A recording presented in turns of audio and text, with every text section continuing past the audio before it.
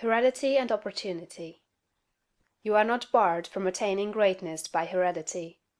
No matter who or what your ancestors may have been, or how unlearned or lowly their station, the upward way is open for you. There is no such thing as inheriting a fixed mental position. No matter how small the mental capital we receive from our parents, it may be increased.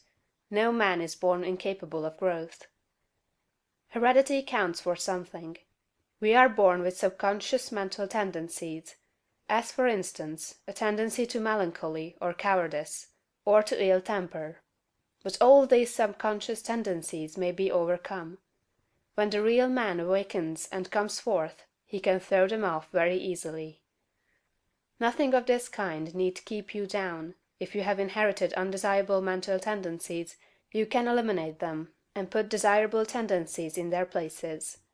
An inherited mental trait is a habit of thought of your father or mother impressed upon your subconscious mind. You can substitute the opposite impression by forming the opposite habit of thought. You can substitute a habit of cheerfulness for a tendency to despondency. You can overcome cowardice or ill temper. Heredity may count for something, too, in an inherited conformation of the skull.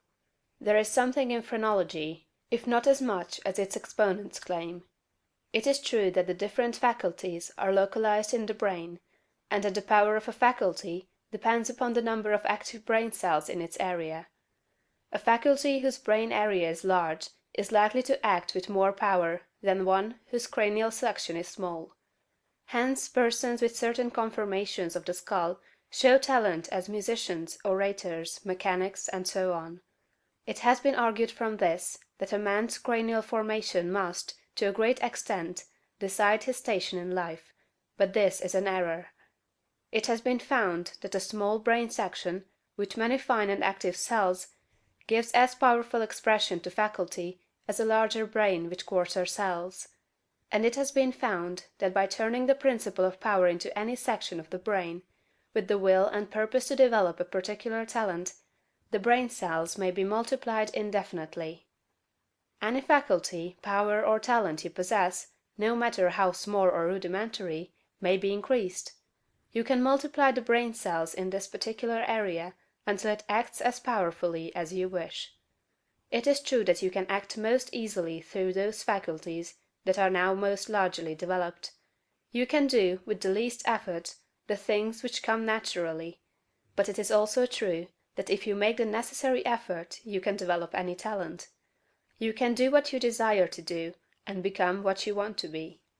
When you fix upon some ideal, and proceed as hereinafter directed, all the power of your being is turned into the faculties required in the realization of that ideal.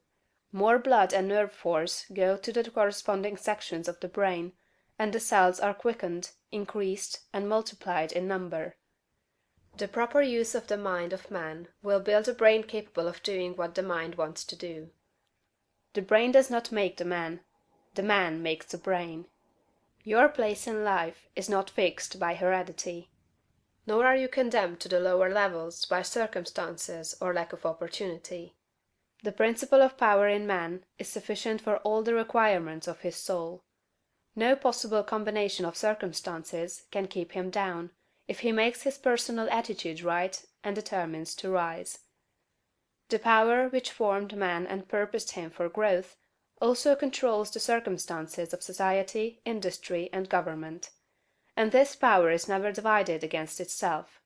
The power which is in you is in the things around you, and when you begin to move forward, the things will arrange themselves for your advantage, as described in later chapters of this book. Man was formed for growth, and all things external were designed to promote his growth. No sooner does a man awaken his soul and enter on the advancing way, than he finds that not only is God for him, but nature, society, and his fellow men are for him also, and all things work together for his good if he obeys the law. Poverty is no bar to greatness, for poverty can always be removed. Martin Luther, as a child, sang in the streets for bread. Linnaeus, the naturalist, had only $40 with which to educate himself. He mended his own shoes, and often had to beg meals from his friends. Hugh Miller, apprentice to a stonemason, began to study geology in a quarry.